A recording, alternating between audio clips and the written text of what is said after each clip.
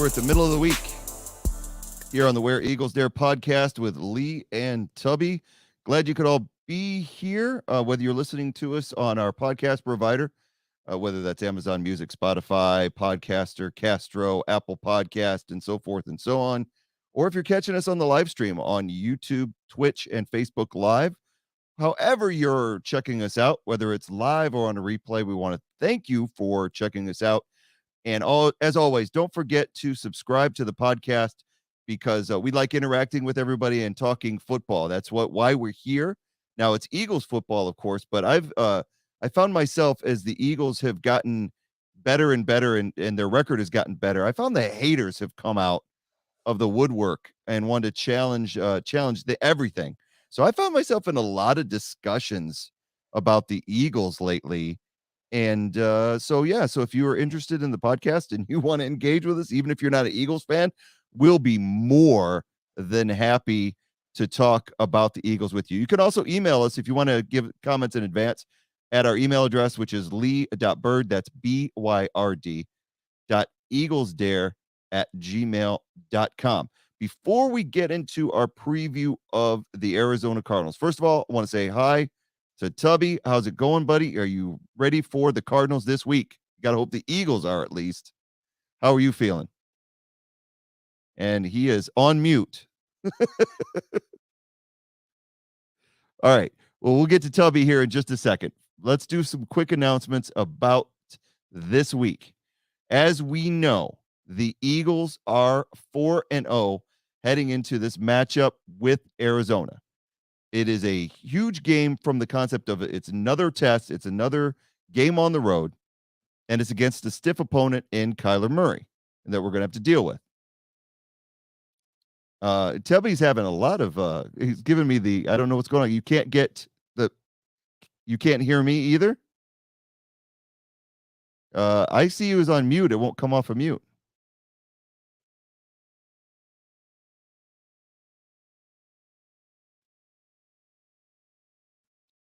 Oh, it says your mic isn't connected, which is really weird.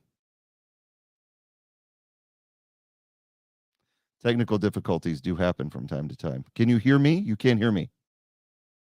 Can you or can you not hear me?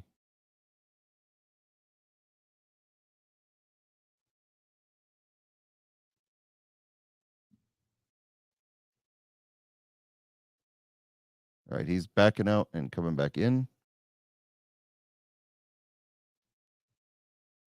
We are going to start this over, so still bear with us.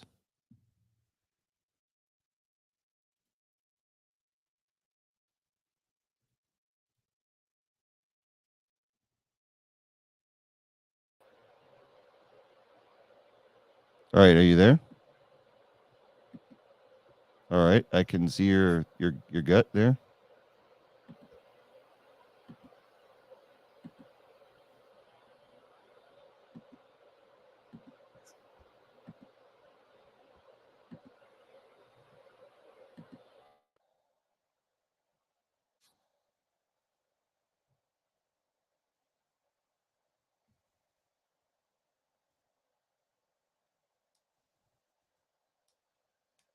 Okay.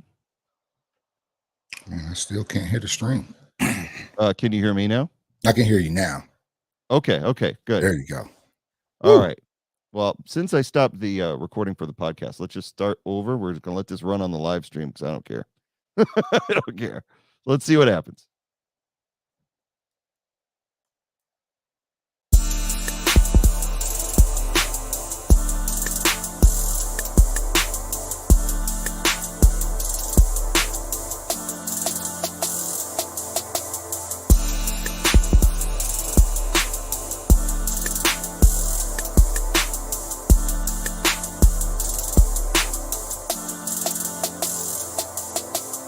All right, it's the middle of the week here on the Where Eagles Dare podcast, and that means it is time for our game preview, where we each and every week we get on here and we talk about our upcoming opponent.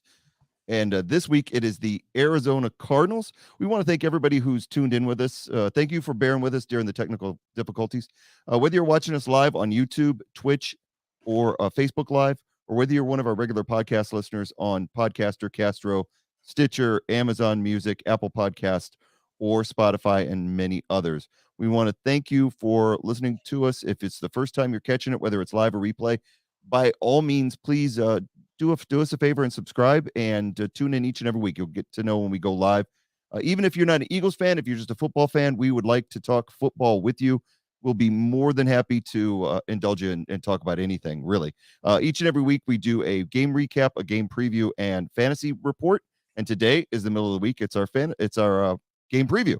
So before we get into the Cardinals game, I want to say hi to my partner in crime, which is Tubby. How's it going, Tubby? It's going good, man. It's going good. I was just thinking, like, should we even talk about the game? I mean, should we even talk about the game? Is that important? Is the game important? Oh my gosh. You don't want to talk about, like, I don't know, TikTok or my shirt or anything like that, or my hat. You don't want to talk about my Eagles hat? You don't want to talk about the game? I know exactly what you're doing here. And you know what is significant is because here we are previewing the Cardinals game, but nobody during the weekly press conference with Jalen Hurts asked him a single question about the Arizona game, which if he hadn't have done what he did, that's a terrifying prospect to a team find out, that their own city doesn't care enough about them to ask a question about the Cardinals. And Jalen had to insert into the conversation, hey, you guys didn't ask me a single question about Arizona.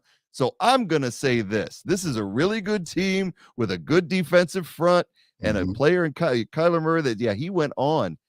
Great point. Yes, we should talk about the game. Oh, okay. I was just making sure. I was just making sure. I didn't want to. I was just making sure. I have game notes. If you want to talk about the game, but hey, we can talk about sneakers or. Yeah, exactly. Yeah, what is going on with sports media today? I swear it's getting crazier and crazier. Before we get to the game, we do want to talk some stuff about the Eagles and what's going on. Of course, like we all know, they are 4-0 right now. They have wins over the Lions, as well as the Commanders, the Jacksonville Jaguars, and the Minnesota Vikings. And a lot of people are not holding them as having a very strong schedule, but that's okay. We know what their opponents are, whether the rest of the media cares. They dropped in the power rankings to 3 when they didn't lose a game, and Kansas City and Buffalo, who reemerged, that have both lost games. But hey, it is the NFL. Power rankings don't mean jack, right? Because power rankings are for college football. They have no place in the NFL. The Eagles are still 4-0, best record in football, and we are hoping that continues this week after they play the Arizona Cardinals. And also in the news this week, another defensive player of the week for the Eagles. And we saw this one coming. How could you not? 2 forced fumbles, recoveries. It was an amazing day for Hassan Reddick, number 7. He is the beast that we knew we were getting. And I will credit where credit is due. Jonathan Gannon for using him correctly the last few weeks, putting him in a position to rush the passer, because that's what he does best. He does it best from that linebacker standpoint. You don't have to have him in a 3-4 to do it. He will take you out in a 4-3, and he is showing that when you just do some zone blitzes, he is killer off the edge, and he showed Trevor Lawrence that with 2 strips. Also in the news this week, just out there, Dallas Goedert is in the Eagles news this week, if you weren't aware. He has now, with 2,535 yards, he's passed L.J. Smith for the 9th most receiving yards by a tight end in Eagles history, and that's significant.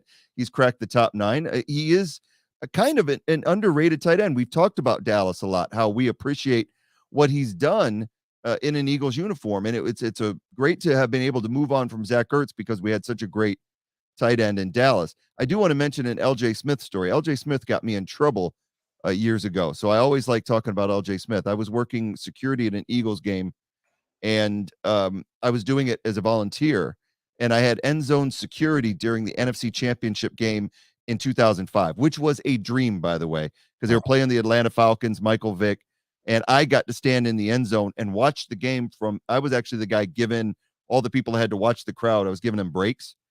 At the end of the game, everybody's celebrating and run around on the field. L.J. Smith comes up to me and he's like, hey, my mom is in the front row of the end zone, but she can't get around the fans.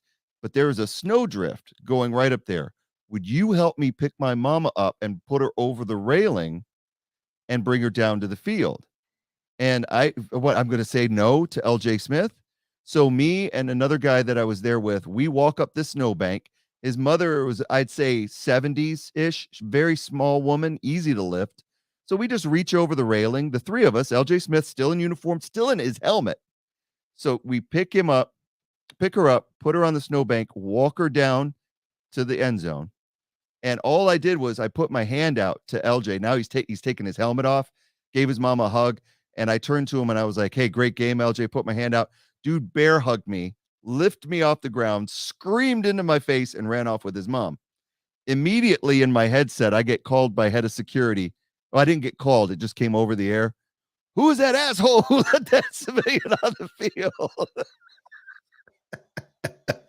And I was like, that would be me. I got dressed down. They used to have this head of security that looked just like Andy Reid. And he came he found me. And yeah, I was supposed to work locker room after that game, and he took that away from me. So I did get a hug from LJ Smith, but I did not get to work the locker room after the NFC Championship game. But it's all good because I have more stories from that night, because that's the night I went out in the parking lot and got to drink beers with the Eagles after they were going to the Super Bowl. But that's another tale. So also in the news, if you're under a rock right now, the NFC East is where it's at. Been known as the NFC least for several years, but now it is the NFC beast, baby. And you gotta love it, except for look at the very end here. Somebody could do something like that. I know. You got Eagles, Cowboys, like Giants. It was not right. And he got Carson. I love this meme, man. It's beautiful. Yeah, except for the Commanders. I mean, the division is looking really, really good. And they've all got significant games this week. The Cowboys have the Rams coming up. The Giants have the Packers in London. That's no slouch of a game. So this could very well change. I kind of hoping it does. I'm hoping that everybody falls but the Eagles this week. But you don't know until you play the game. And that's what we're here to talk about today. It is the game preview of the Philadelphia Eagles in Arizona to take on one of my favorite stadiums. And I love that they bring the turf in and out. You know, they take it outside, bring it back in so they can play on natural turf. I love the stadium, but I'm not a fan of the team this weekend. Cardinals used to be part of the NFC East back in the day, if you remember, when they were St. Louis Cardinals. St. Louis Cardinals, right? Mm-hmm. They moved to Arizona. They were the Phoenix Cardinals for a while. Jake Plummer days. Yeah, in the Jake Plummer days. And then they left the NFC East for the West, which made sense, them being down in Arizona. But it is look on the surface of this game, it's got a lot of intriguing matchups. But the biggest thing to talk about is this game is this season, this history tour that we're doing through days of Eagles past. I don't know what is going on with the schedule makers this year, but look at the Eagles schedule for games 1 through 5. We faced Deuce Staley, our former running back coach, who was also a member of the coaching staff during the Super Bowl run as a running backs coach. Then you face Jalen Reagor, which that's kind of insignificant, but he was on the team. It's significant because he was a wasted number 1 draft pick when we could have had Justin Jefferson. So that was a significant game. And then we faced the Commanders and Carson Wentz, and that's a huge, brick callback. And then our Super Bowl winning coach, Doug Peterson. And now here comes we've dealt with all of them. 4-0, dealt with all of them. And now we're coming up on our former tight end. Speaking of tight ends earlier, when we talked about Dallas, Zach Ertz, who I still love. My fantasy team still called Ertz when I pee. I've always been an Ertz fan. I thought I was very thankful when he was here. I loved when we had both him and Dallas on the team. But yeah, this Eagles tour does not stop with everything that's going on. And then it doesn't end. Next week, we'll talk about next week, Jason Peters. I mean, come on. How is this working out this way? It's really strange. What do you think about this? Man, it's been a hell of a start to the season, man. And, like we mentioned that, a few pods ago, like just every week there's a storyline that the Eagles can kind of hold on to and take that into the week and, have that motivation, something to play for versus just, just lulling, team to sleep, or like, okay, who's new this week? It's the Cardinals. It's something to go play for. We know Zach Ertz is over there. The guys have probably been talking as well too.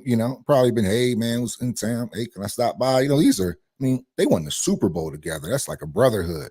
Exactly. So yeah, man, I'm sure it'll be I'm sure Zach would love to see his old teammates again, but he's on the other side, so we're gonna have to hopefully TJ Edwards or Kasir White, whoever is guarding him, can go ahead and knock his block off while you're at it. We cool with that. I'm telling you, it's going to be a tough assignment. He's playing some good football for them. I rewatched the last game against Carolina, and he's about all Kyler Murray's got right now. If on the field, Rondale Moore is not doing anything for him. So Kyler was either the run game or throw to Ertz. It seemed to be all game long. It's interesting when you look at their weapons to see what's out there. And Ertz is playing out of his head. He's playing really good football for them from the tight end position. He is as good as a wideout is in those situations. So yeah, whoever's covering him, man, it's going to be a tall order. But we'll see how it goes. We've got a lot to unpack on the game as far as the predictions and everything. But there is one other thing I wanted to touch on was if you watch the Monday night game, Jalen Hurts was on there as a guest of Peyton and Eli on their show. Yeah. I have taken to watching Peyton and Eli whenever they're on because number one, I don't care for a lot of the announcers in the NFL. I think they just soundboards. They yap. And Peyton and Eli at least know about the game. They'll break down a little bit more insight. And then the guests are funny. The previous week they had Tracy Morgan on there, who was hilarious. And then this week they had Jalen. So of course I'm going to watch Peyton and Eli. And if you watched it, there was this is the Jalen here on the podcast or on the broadcast. And look at the sweater he's wearing, the sweatshirt. And it says, "God bless whoever hating on me."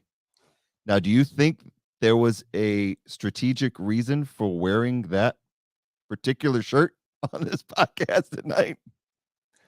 I'm definitely it's all, remember, it goes back to that tweet, Hurts, don't it? Just he is just basically Jalen has just been quiet. He's been letting his game speak for itself.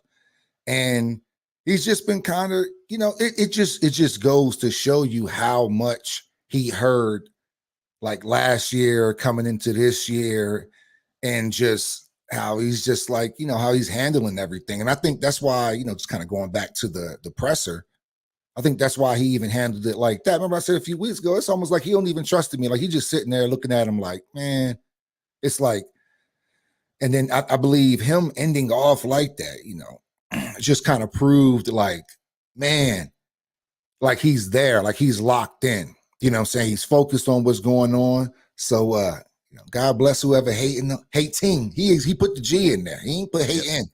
Hating. God bless whoever hating on me. Nah, man, I think he just want to be left alone and play football, but he know he can't, man. He's in a rowdy city. I actually haven't caught the Peyton that much. It must be on a separate channel, right? Like it's on ESPN too. So okay, so it's just a channel over, I would imagine. Okay, I did catch it. I caught it. I think like the first episode, but most of the time I guess I'm just stuck on just the regular channel. I kind of forget about it until I see it after the game, and I see like who's made a comment or something on there or something funny. But I do know they always have a special guest on there. A lot of people. He was good. He was typical Jalen. He was very reserved. He was very methodical with his answers. He wasn't getting baited. But one of the things that came out that I thought was really interesting is they talked about how much time he spent with Peyton, learning the game, how much time he has spent with Tom Brady, picking their brains. This is a guy, and he said it on the show. He was like, football is my life, and this is all I want to do right now. So I am going to learn everything there is to know about it before going into these situations. And I think that is brilliant. It's great to hear from your quarterback. The only thing that could screw up that is if a woman gets in his life like Carson Wentz and he starts having kids like Carson Wentz, and then that all stops. I'm just saying, it could. But right now, Or if he gets sucked into Call of Duty and starts hanging out with Kyler Murray, then maybe Man, everybody games, man. I not to you, but everybody games, bro. Like all of them do. You know, like even though you check out Twitch, like I know Sergio isn't playing that much, but like Sergio Aguero is like one of like the biggest FIFA streamers. Yeah. Joel Embiid is one of the biggest FIFA streamers. These guys, man, they I know it's just a jokey joke, but it is because they talk about whenever Kyler has, whenever there's a double points weekend for Call of Duty, Kyler's always like not getting any rest, and he always plays his worst football because he is deep into that Call of Duty. But yeah, he's on a team. Actually, he's on like a gamer team, right? He's on he's like a part of he's like a professional gamer. He is. He has a professional gaming team or something like that. But as far as Jalen goes, I don't know so much that he is. I think that real football is Jalen's team. Yeah. This is you just hear so many stories about it. And going into this game, I like you talked about with the interview, which is so important to bring that up because he knows how this game works. And he wasn't going to leave that press conference without saying something complimentary about Arizona because he doesn't want any bulletin board material reaching them.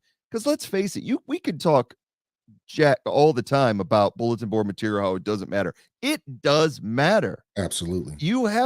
People find a way to motivate themselves to play a certain way. It's like when I said to you when Arizona won last week, I was like, I'm so glad that they won because I don't like playing teams coming off a loss. Even bad teams coming off a loss or two losses in a row, they play much harder because they're tired of losing or they're going to right the ship. They're going to play that much harder. If you get them when they're coming off a road win, it's important to them.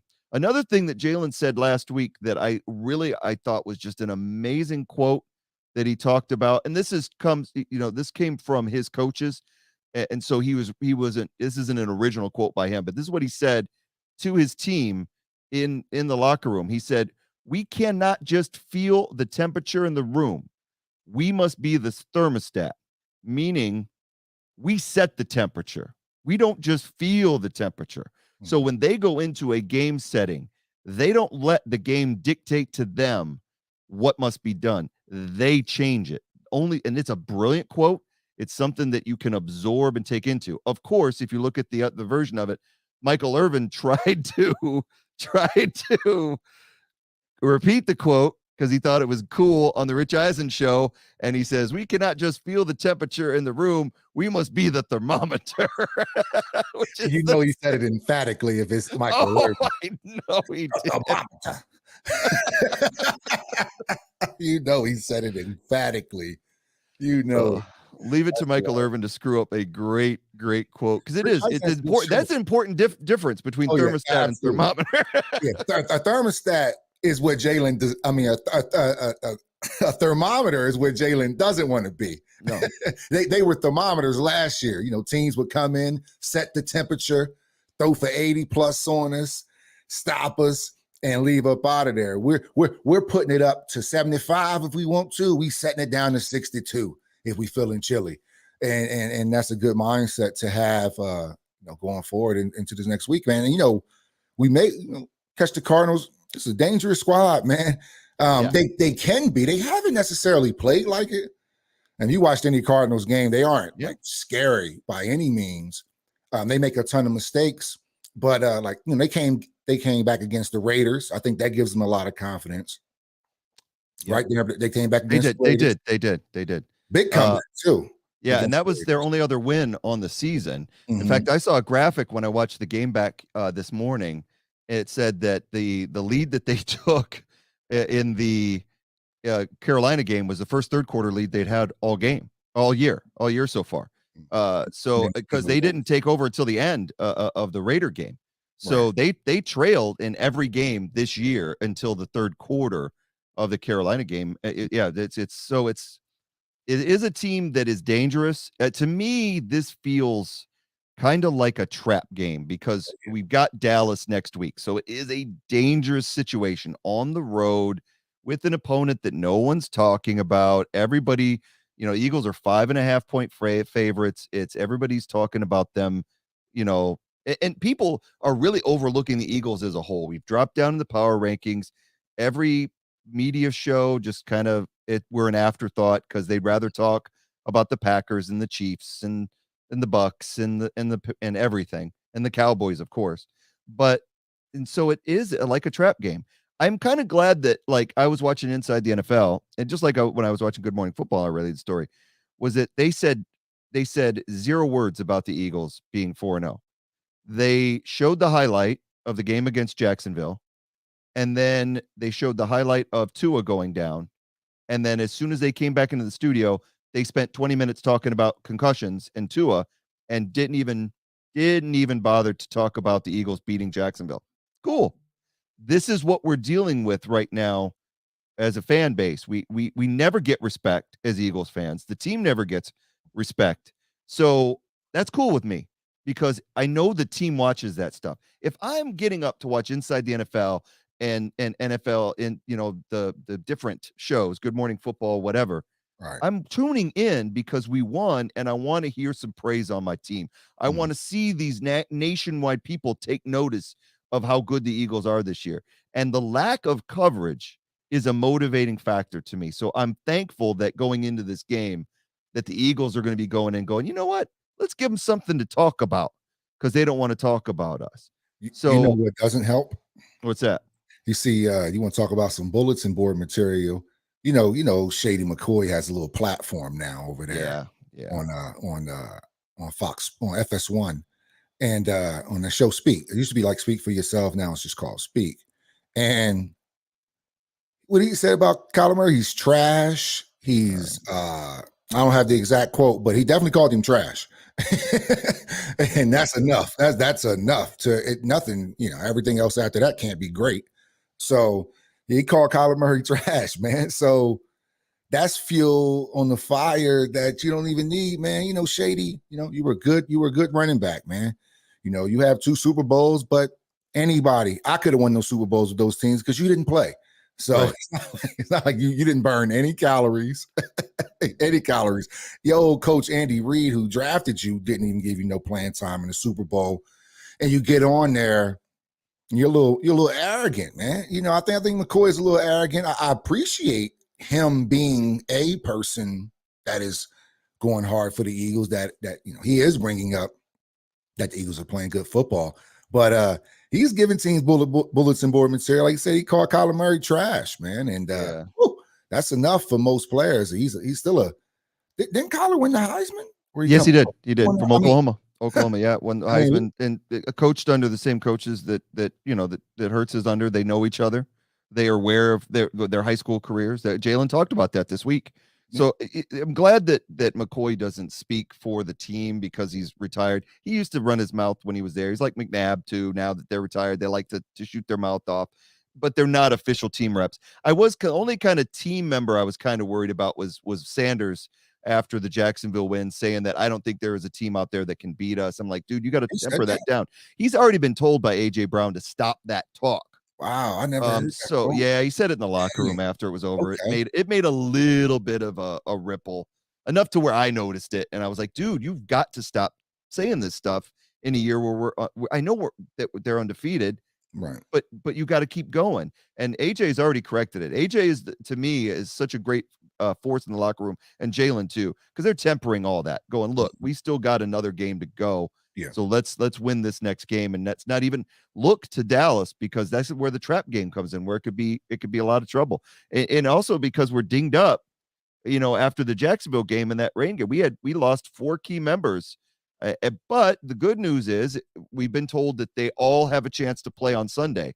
Mailata looks like he's really on a fast track to play, as well as Sayamalu and Slay possible. And Maddox, they may be one more week because of his ankle, and they want to take that slow. But Slay had an arm issue, and Mailata had a shoulder. He said according to him, he dodged a bullet, is what he said, quote unquote. I dodged a bullet, which makes me nervous. What bullet did you dodge? And another injury that we got was we found out today that Jake Elliott is not going to play on Sunday either. So the Eagles signed Cameron Dicker to the practice squad. and they've now elevated him to the starting role. He will be the kicker on Sunday. Former Texas kicker. He was on the Baltimore Ravens practice squad. Texas is where we know him from. He has that big old smile. Yes. I think he made a kick and kind of did a little gesture or something like that. I think that's that. I'm like, why is his name? Why do I know a kicker that I don't know? Dicker the kicker, man. Dicker the kicker. Yeah. That's who we've got. And so that's scary going into this game, having an unknown at your kicking game. I was kind of surprised they didn't go for a vet that's out there. I mean, there's a few veteran kickers, I'm sure, to be had. I was surprised that they went with kind of an unproven individual. I don't even know what his stats are. And I just found out right before we went on the air that he was even going to play at all. So I would have looked that up. I don't know. Kickers, man, you just go with who's ever reportedly hot right now. You know, they go on streaks like golfers. Seems like sometimes they're on, sometimes they're way off. So, you know, yes, some experience, but you're right, man. Now, but then honestly, I don't know who else is out there, honestly, on the kicker market. that's you know. So I'm just like, oh, okay, cool. I expect every kicker to be able to kick for some reason. Like, look, it's the only thing you have to do. So I expect every kicker that put on an NFL helmet to make the kick. I'm sorry. Yeah, that's all you got. One job. I mean, I'm hoping that we're just kicking extra points. And because, you know, during the Jacksonville game, we didn't go for a lot of field goals because of the weather. And the one they did go for, it nearly killed our kicker. And hopefully Jake Elliott can come back very soon onto the field. But yeah, it's gonna, with the injury situation, I said it on Monday. I hope that these aren't serious injuries. And if they are, we do hold these people out, because I do think with some of these injuries, the Eagles can still beat Arizona. I'm worried about Josiah Scott playing in place of Maddox.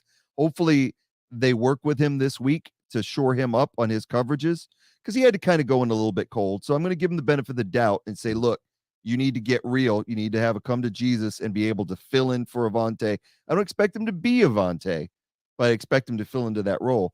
But other than that, I think this is a team that the Eagles could beat with some injuries, and then be able to focus on having those guys healthy for Dallas. Right. What we don't want is to leave this game with more injuries than we came in and have to face Dallas on a Sunday night at home and not be able to field a healthy team. That would suck for me. So we'll see how it goes. I know on the Cardinals side, one of their biggest injuries is, you heard about JJ Watt, right?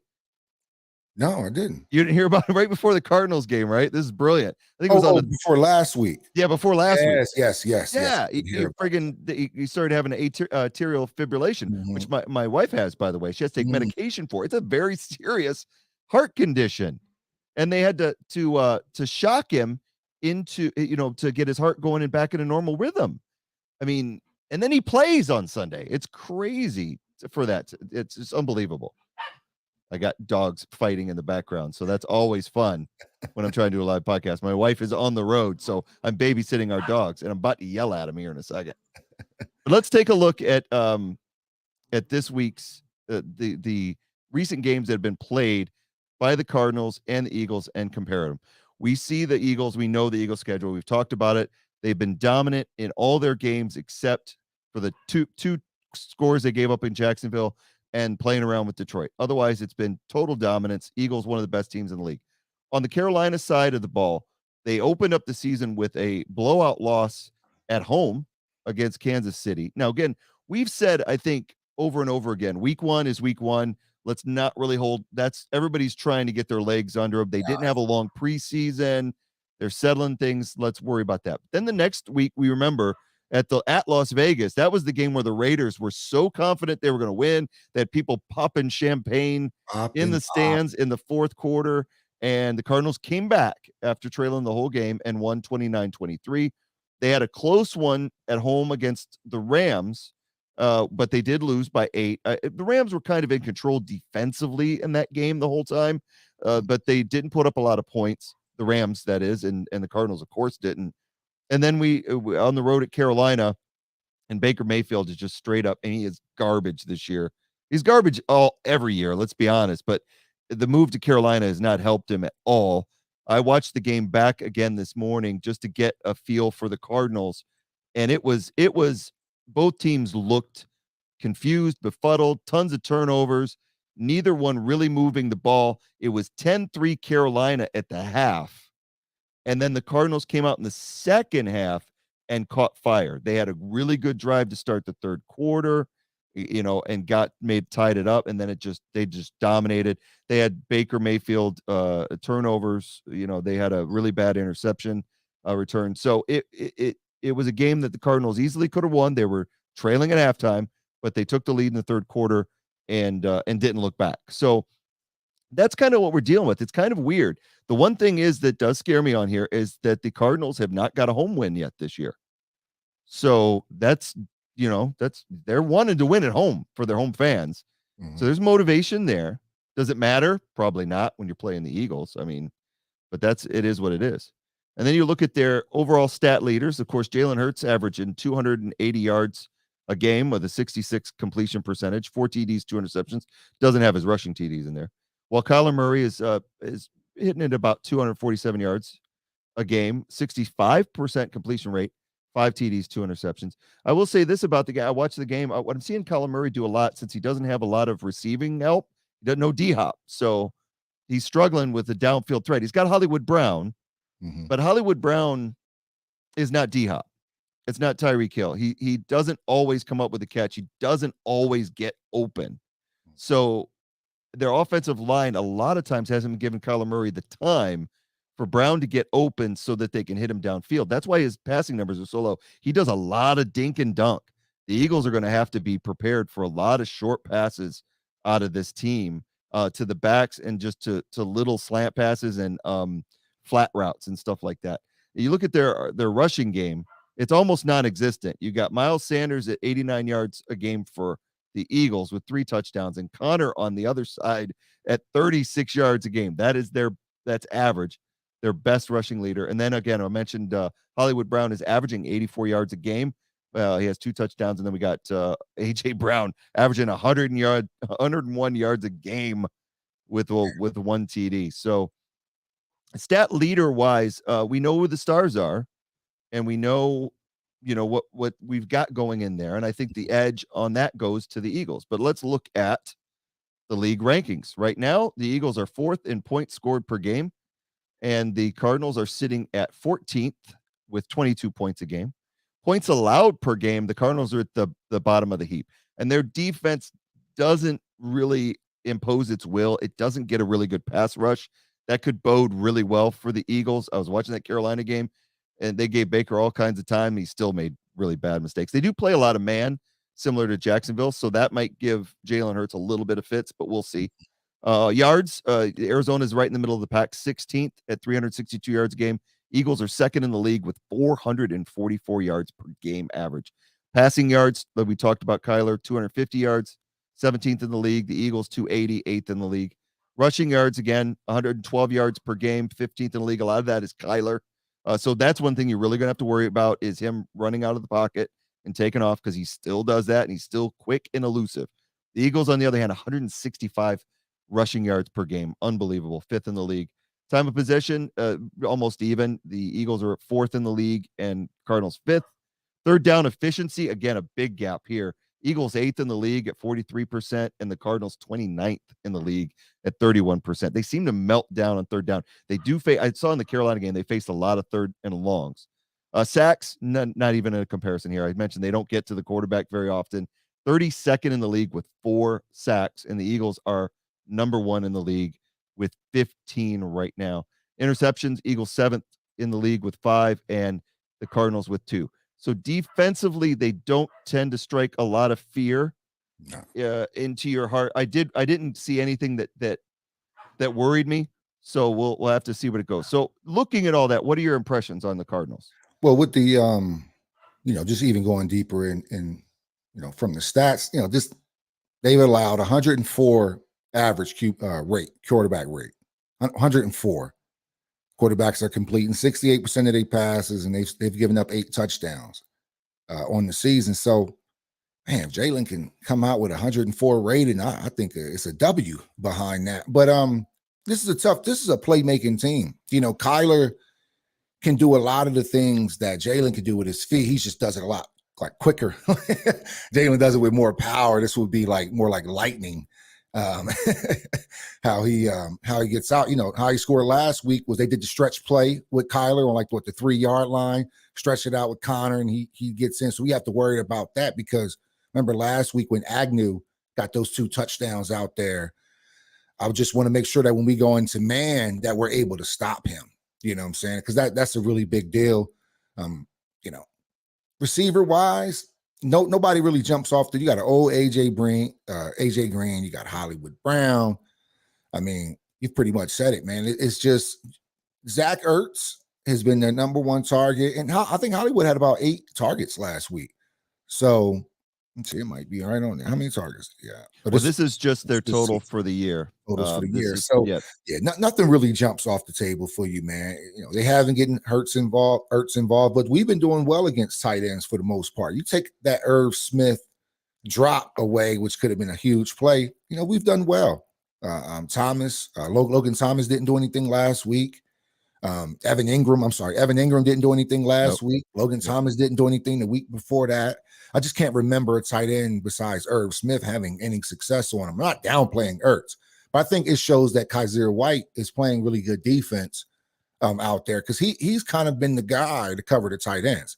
3 pass deflections by Kaiser. That's pretty good for a tight. You almost getting about one a game, one knockdown a game. That means you're putting yourself in a position to make a play. And I think that's why he's calling the plays for that defense as well, too, man. I think we match up really well against this team. You've seen the accolades coming into this week. Almost every week has been a player, Eagles player being player of the week. I will say Devontae Smith probably got snubbed on his 169 game. I forgot who they gave it to, maybe DK Metcalf or something like that. But anyway, I thought he got a little snubbed on that. That was a hell of a week. And those catches against Washington were unbelievable for him to not get player of the week. I mean, let's talk about that. That's crazy to not get offensive player of the week. Any other wide receiver goes to like your opening points. Any other wide receiver probably gets. Justin Jefferson gets player of the week if he catches that ball like that in 169 and because they got to keep up with the gritty. And I seen kids grittying on the playground coming out of school. It's just, he made that so popular, bro. It's on FIFA 23. You can gritty on FIFA 23.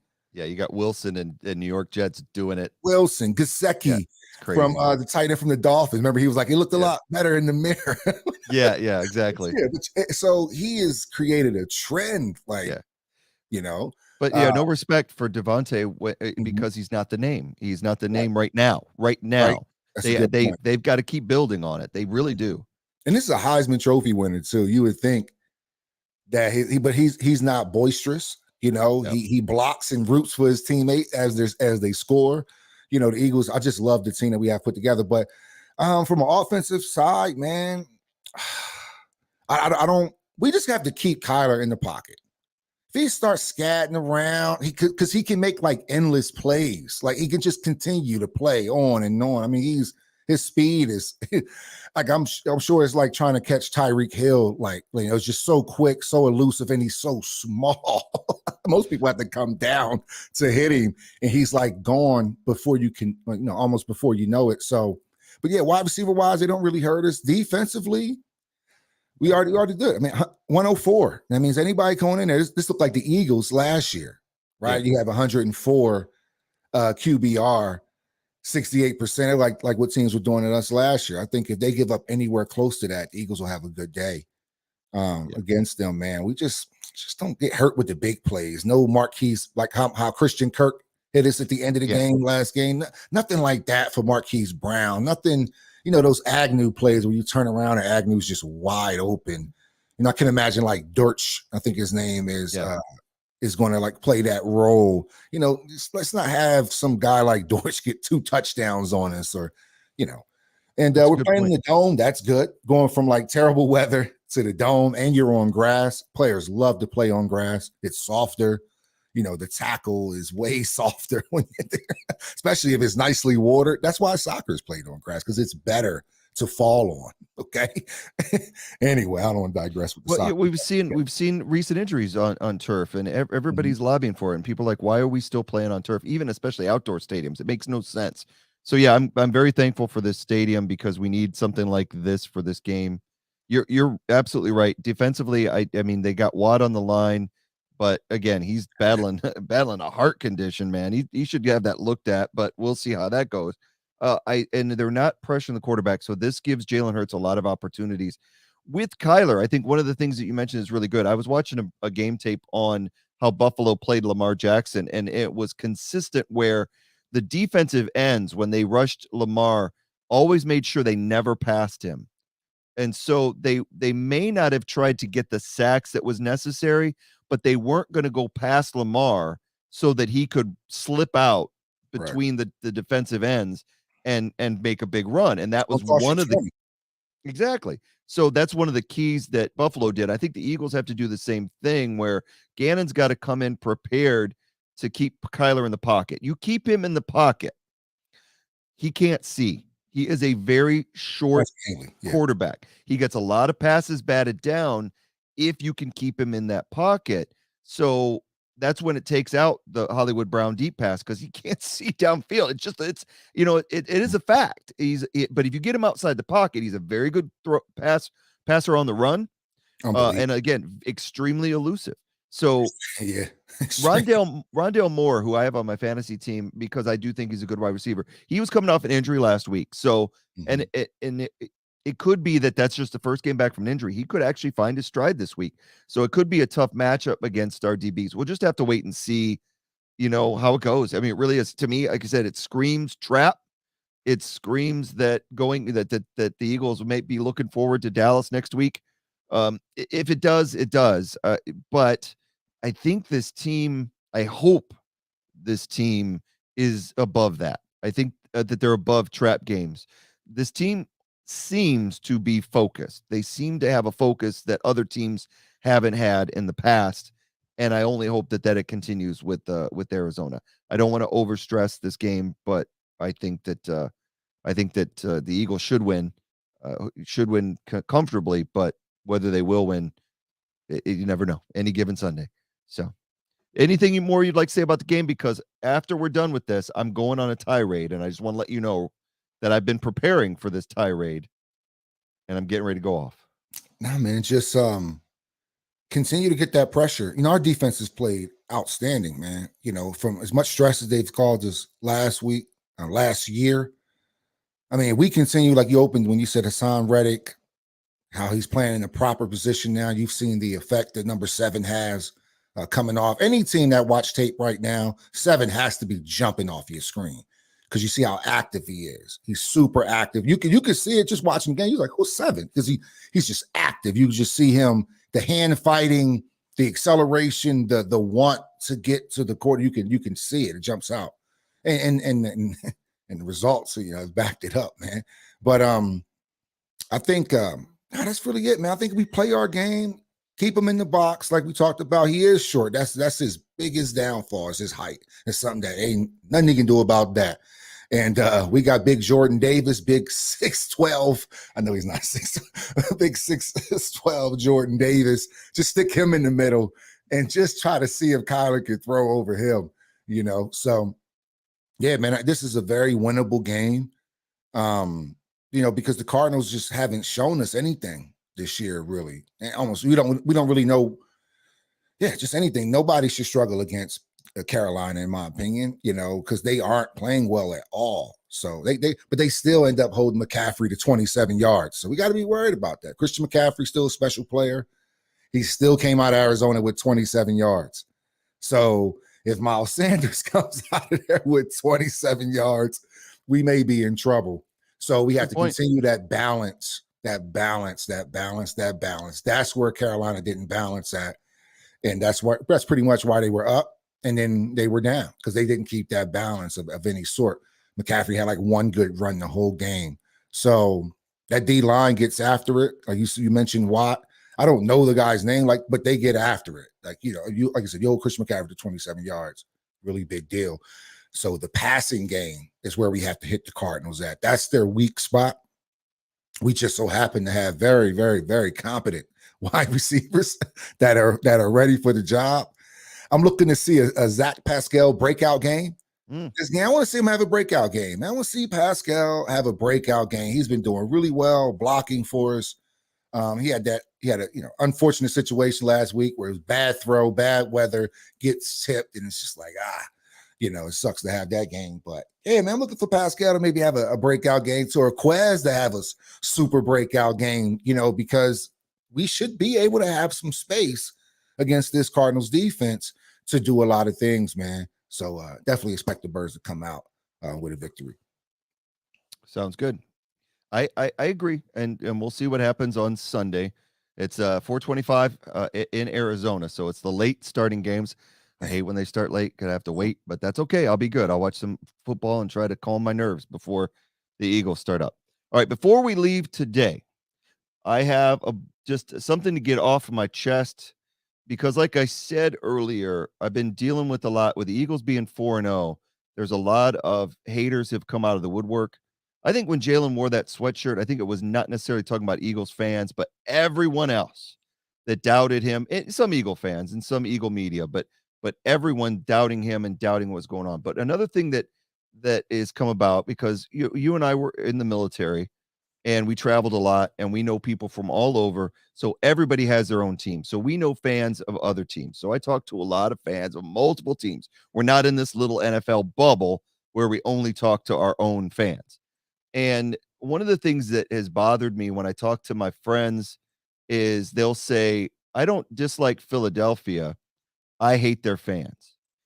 Or the media saying Philadelphia fans are the most classless in the league.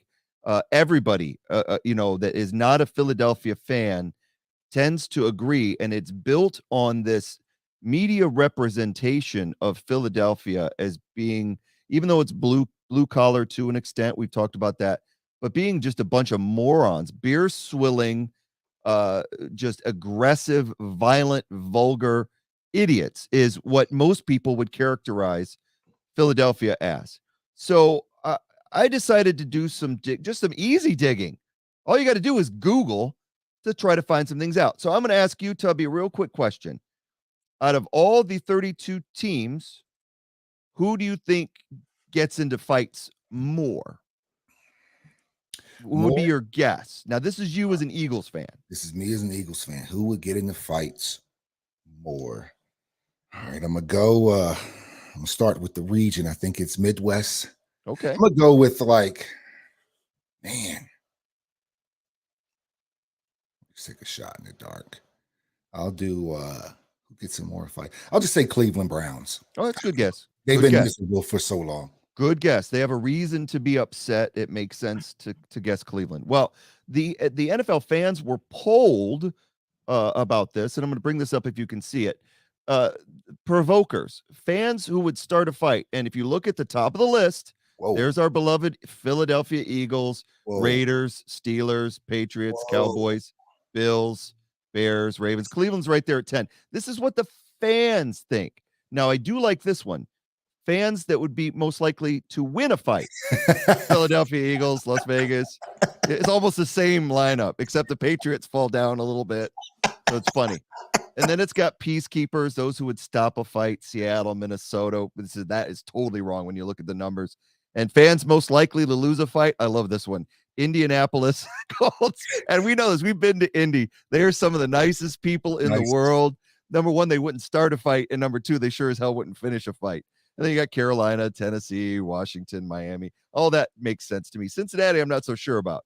I've seen some crazy things in my time here in Cincinnati. But here's my problem is that list, and there's several others like that. You can Google who do fans think are the worst and most aggressive fans in football. And overwhelmingly, it is the Philadelphia Eagles. But that's not necessarily what the facts show when you start breaking it down. So I just did a quick Google search of arrests in the NFL, just fan arrests. Google's free, right?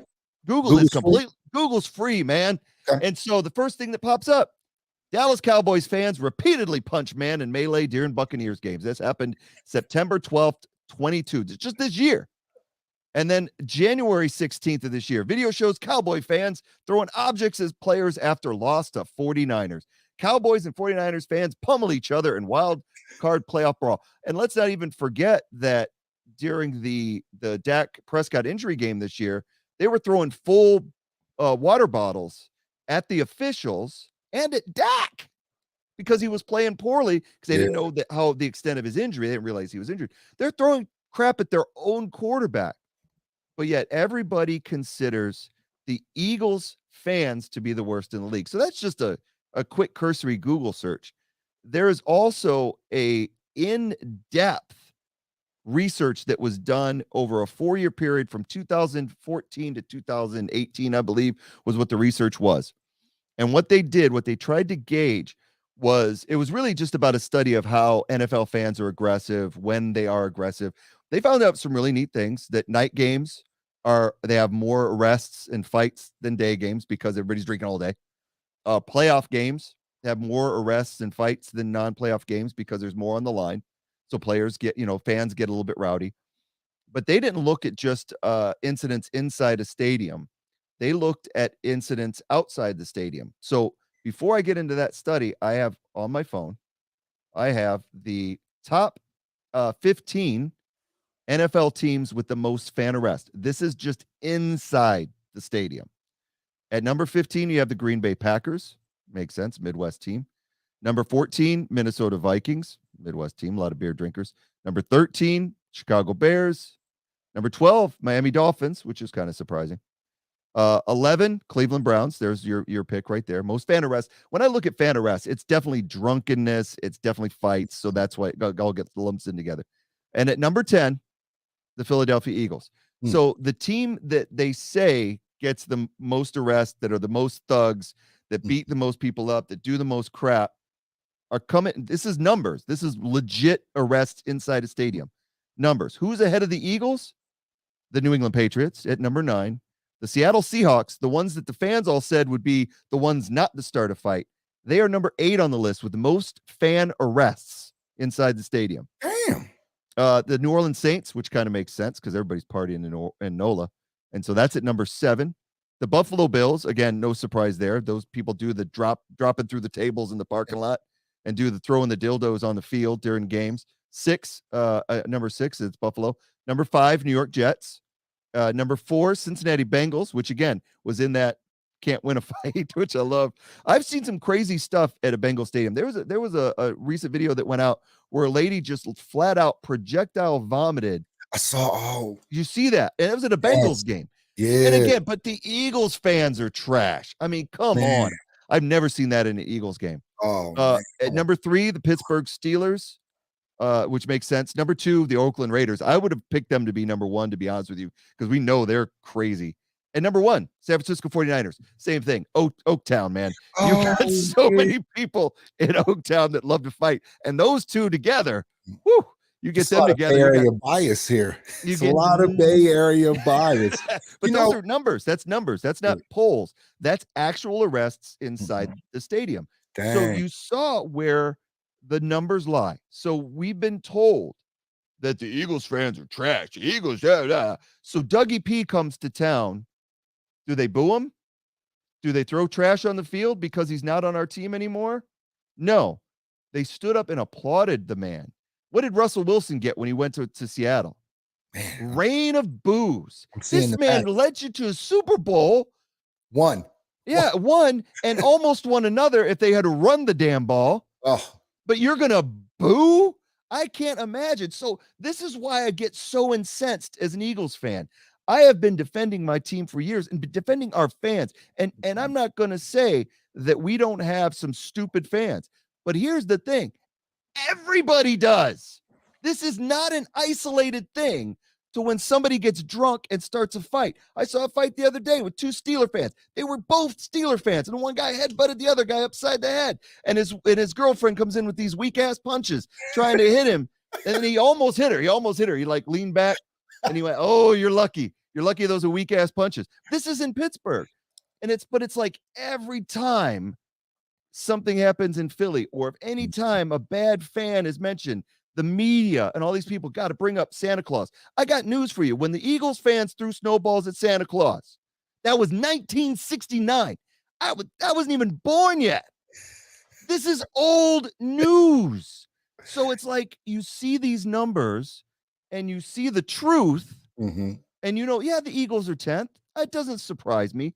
I watched them in Detroit. They were drunk, but I didn't have a Eagles fan get up in my face and tell me that he was going to clip my wings like I did a Detroit fan that wanted to fight me. I had the Eagles fans drunk and going Eagles and starting their song. But I had more Detroit fans wanting to start crap than I did Eagles fans at that game. So they're a little rowdy, but that's what it is. And one last fact. So this study that I was telling you about, they did a 4-year study, and they looked at the stadium arrests both inside and out of the stadium. So not just in, because there's a lot that happens outside the stadium. Surprise, surprise, Dallas refused to be a part of this study. I wonder why. There were several teams that declined to be a part of it, and so that numbers are in there. But the ones that did give them the data, which is this is inside and outside the stadium. The most arrest happened in San Diego, believe it or not, inside the stadium, and then outside Giant Stadium or Jet Stadium, MetLife Stadium. The Giants and Jets games, same. Raiders and Steelers. I don't see the Eagles in the top 5 there. Yeah. In arrest. I don't see them in the top 5. On the bottom 5, you got the Seahawks, which is kind of funny because they're in the top 10 in arrests inside the stadium, but not on the outside. Then you got Bears, which is surprising. Buccaneers, Texans, and Panthers. That all makes sense. I've been to Texans games. They're very mild down there, and the people in Carolina are mild too. And Buccaneers fans, they're all cool. And I think a lot of that with the Bears and Seahawks being on that list is that the Seahawks fans and the Bears fans, they save their drinking for inside the stadium. Maybe it's because so damn cold. They don't have that. Man, I didn't give the West Coast enough credit for I'm thinking, when I was stationed at Travis, I went to a couple of Raiders games, but I remember the one I went to against Kansas City Chiefs. There was a fight. There was a couple fights actually, right there at the concession stand between Raiders fans and Chiefs fans, and we were like opposite of the black hole, so we got to watch them the whole time. But I tell you what, tailgating, beautiful with the Oakland Raiders fans. Let me tell you, in Oakland, now they're in Vegas. I'm not really sure, how they're getting down. Vegas is a whole different deal than the Bay Area. They love to party in the Bay, man. So yeah, good tailgating though, but I don't know how it is inside the stadium. It's rough. Well, I'll tell you this, we've both been to tons and tons of games as fans. Here's the key. If you're drinking in an opposing team's venue or area, just be cool. Just be cool. Realize you're in enemy territory. And a lot of times people won't start crap with you. Now, that being said, there are people you can go to a Raiders game, and if you're respectful and friendly, every fan will be like, dude, have a beer, whatever. We're gonna kick your ass today. Cool, we're gonna kick your ass. But everywhere you go, there's gonna be that guy that he's gonna see your jersey, and he's gonna think that the game starts now, and if I whip your ass, that means our team wins, which is just ridiculous. But we know they exist. My problem is, and it always is and always will be, because no one's ever my tirade isn't going to change anything. All it's doing is getting something out there in the waves, a voice of truth, of dissenting voice opposite of the media, to stop this insanity toward Eagle fans. Go to an Eagles game. I did security with them when I was in NCO Academy and other times, because I have friends that do it, that when I go out there, they'll go, hey, you want to work security this week? I have rarely had to break any incidents up as security. Now, have I seen fans yell at somebody in an opposing jersey and yell vulgar things? Yes. But I have seen much worse at other stadiums. I've seen people, well, if you continue to Google like incidents and just look at news incidents, fan incidents, you'll find in Pittsburgh somebody urinated over the top railing onto Jets fans below recently. Ain't no way. I saw in New England when I did a security game there, I saw a Patriots fan pour a full beer over a Yankees fan and then yell, "Go Sox." Man. It wasn't even, he's not even wearing a Giants jersey. The Giants aren't even playing. No New York team was playing. He was just wearing his Yankee jersey. Now, kind of stupid to wear a Yankee jersey in New England. You don't do that. They beat the hell out of you for less. Yeah, but it's ridiculous. So my thing is to come down now. I'm going to let my blood pressure sink. Is that the facts don't back up what the media is telling you, that the Eagles fans don't have near the arrest, both inside and outside the stadium, that they're being told they are. They don't act the way that we're being told that they act. All fans are garbage at times. Not all fan bases. I don't mean all fans. All fan bases have people in them, including the Cowboys, as we've seen in the media. There are bad Cowboy fans. There are bad Eagle fans. But the fact remains is that we're all football fans. We're here to watch a game. There are a bunch of us that go to the games just to drink and start crap, and that's there always will be. But the most of us are there to watch a game. So let's respect other people's fan bases, and let's stop throwing the gauntlet down and saying that we're trash. So that's all I had to say. Get that off my chest. So now we can get back into the game. I told you it was going to be a tirade. This had been building all season because I was talking to people and I just don't like Eagle fans. And I've heard it over from more than one person. I'm like, why? What is it you don't like? Well, you guys are always starting fights. You're always doing this and you're always doing that. I'm like, really? That makes no sense to me. I don't get it. I don't prove it. The numbers don't back it up. Anyway, with that, we'll hit the highway. Want to remind you that Sunday's game is at 4:25 in Arizona. The Eagles at the Cardinals. We're hoping for another great outcome. We're hoping for another Eagles victory. And let's see if we get it. I'll be watching. Yeah, man. Yeah, we want to thank everybody for tuning in, whether you're on the live stream on YouTube or Twitch or Facebook Live, whether you actually listen to our regular podcast on Podcaster, Castro, Stitcher, Amazon Music, Apple Podcast, or Spotify or any others. If we're not on your provider, you can shoot us an email at lee.bird, that's byrd.eaglesdare@gmail.com. Tell us what you want, what service you want us to be on, or just send us a comment or a question. We got our fantasy football and picks edition tomorrow. We are going to be doing that at 3:00. So if you need fantasy football advice, be sure to tune in for that, because we will be here for you. We've been doing pretty good on the fantasy. At least you have. I mean, as far as the advice, your fantasy team's doing good too. Yeah. Nah. A couple of, especially that Jeff Wilson Jr. one. I was like, we got that one right. Jamal Williams too. Definitely Jamal Williams. We told everybody make a trade for Jamal Williams. Dang. He went off. He had quite the game, 2 touchdowns. Remember, I sent you my other league. I have him in my other league. He went berserk, man. Yeah, it's good stuff. So with that, I'm going to turn it over for Tubby for his final words of the night. As always, man, thanks for stopping by the Where Eagles There podcast. Lee and Tubby got a tough one on our hands, whether we want to believe it or not. Still think we're going to come out on top. Got the Birds 27, Cardinals 10. And with that said, fly, Eagles, fly. And go Birds. Beat the Cardinals. We'll see you guys tomorrow at 3:00 for the fantasy show.